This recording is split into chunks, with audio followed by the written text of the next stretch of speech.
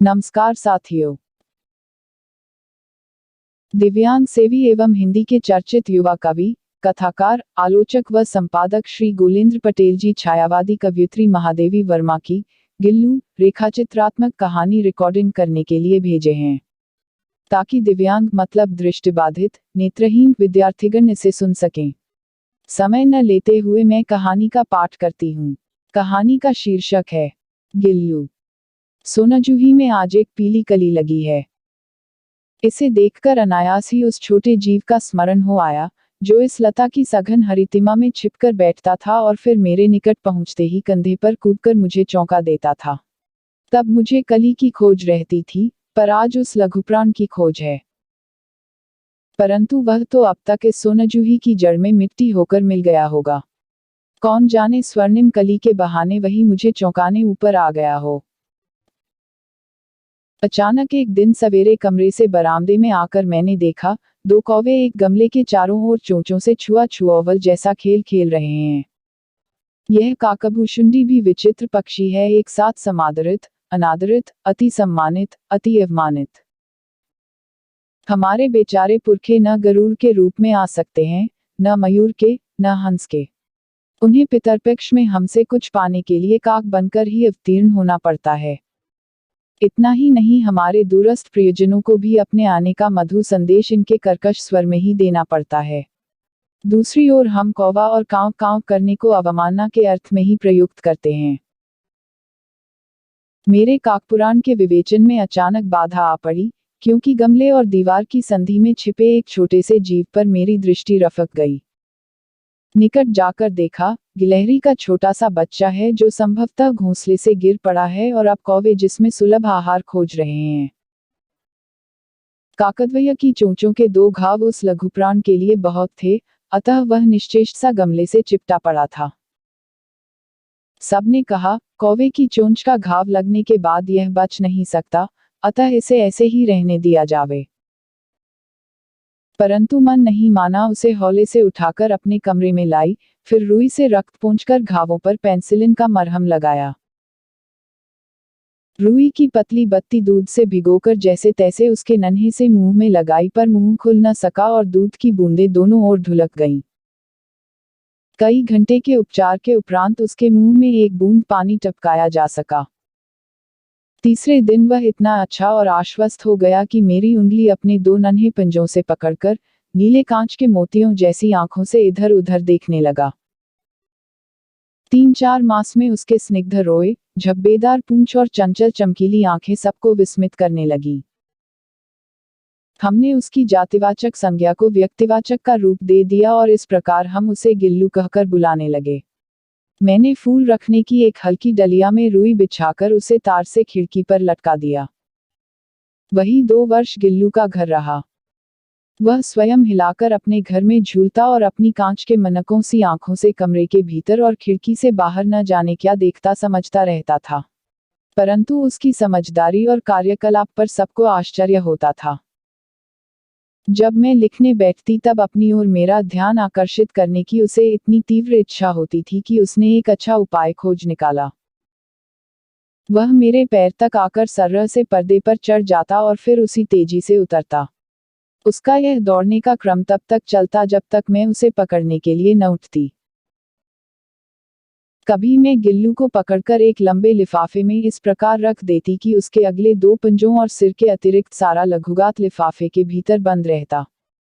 इस अद्भुत स्थिति में कभी कभी घंटों मेज पर दीवार के सहारे खड़ा रहकर वह अपनी चमकीली आंखों से मेरा कार्यकलाप देखा करता। भूख लगने पर चिक चिक करके मानो वह मुझे सूचना देता और काजू या बिस्कुट मिल जाने पर उसी स्थिति में लिफाफे से बाहर वाले पंजों से पकड़कर उसे कुतरता रहता। फिर गिल्लू के जीवन का प्रथम बसंत आया। नीम चमेली की गंध मेरे कमरे में हौले हौले आने लगी। बाहर की गिलहरियां खिड़की की जाली के पास आकर चिक चिक करके न जाने क्या कहने लगी। गिल्लू को जाली के पास बैठकर अपनेपन से बाहर झांकते देखकर मुझे लगा कि इसे मुक्त करना आवश्यक है। मैंने कीले निकालकर जाली का एक कोना खोल दिया और इस मार्ग से गिल्लू ने बाहर जाने पर सचमुच ही मुक्ति की सांस ली। इतने छोटे जीव को घर में पले कुत्ते, बिल्लियों से बचाना भी एक समस्या ही थी। आवश्यक कागज पत्रों के कारण मेरे बाहर जाने पर कमरा बंद ही रहता है।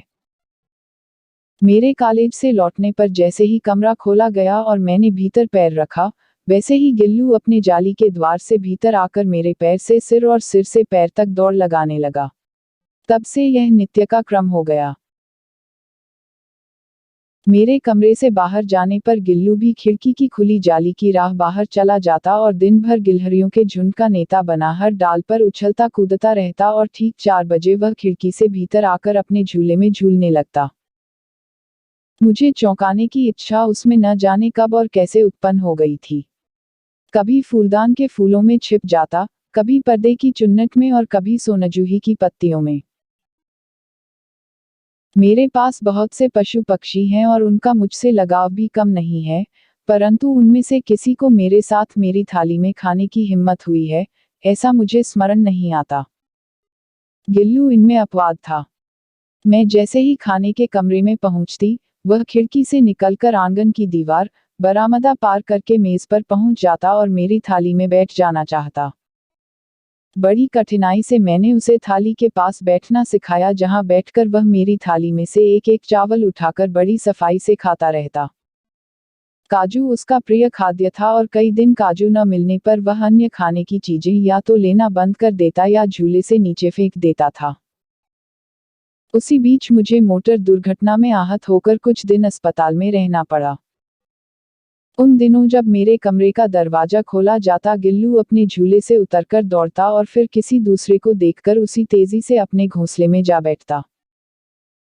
सब उसे काजू दे आते, परंतु अस्पताल से लौटकर जब मैंने उसके झूले की सफाई की तो उसमें काजू भरे मिले, जिनसे ज्ञात होता था कि वह उन दिनों अपना प्रिय खाद्य कितना कम खाता रहा। मेरी अस्वस्थता में वह तकिए पर सिरहाने बैठकर अपने नन्हे नन्हे पंजों से मेरे सिर और बालों को इतने हौले हौले सहलाता रहता कि उसका हटना एक परिचारिका के हटने के समान लगता। गर्मियों में जब मैं दोपहर में काम करती रहती तो गिल्लू न बाहर जाता न अपने झूले में बैठता। उसने मेरे निकट रहने के साथ गर्मी से बचने का एक सर्वथा नया उपाय खोज निकाला था। वह मेरे पास रखी सुराही पर लेट जाता और इस प्रकार समीप भी रहता और ठंडक में भी रहता। गिलहरियों के जीवन की अवधि 2 वर्ष से अधिक नहीं होती, अतः गिल्लू की जीवन यात्रा का अंत आ ही गया। दिन भर उसने न कुछ खाया न बाहर गया। रात में अंत की यातना में भी वह अपने झूले से उतरकर मेरे बिस्तर पर आया और ठंडे पंजों से मेरी वही उंगली पकड़कर हाथ से चिपक गया, जिसे उसने अपने बचपन की मरणासन स्थिति में पकड़ा था। पंजे इतने ठंडे हो रहे थे कि मैंने जागकर हीटर जलाया और उसे उष्णता देने का प्रयत्न किया, परंतु प्रभात की प्रथम किरण के स्पर्श के साथ ही वह किसी और जीवन में जागने के लिए सो गया। उसका झूला उतारकर रख दिया गया है और खिड़की की जाली बंद कर दी गई है, परंतु गिलहरियों की नई पीढ़ी जाली के उस पार चिक चिक करती ही रहती है और सोनजूही पर बसंत आता ही रहता है। सोनजूही की लता के नीचे गिल्लू को समाधि दी गई है, इसलिए भी कि उसे वह लता सबसे अधिक प्रिय थी, इसलिए भी कि उस लघुगात का किसी वासंती दिन जूही के पीताब छोटे फूल में खिल जाने का विश्वास मुझे संतोष देता है। धन्यवाद।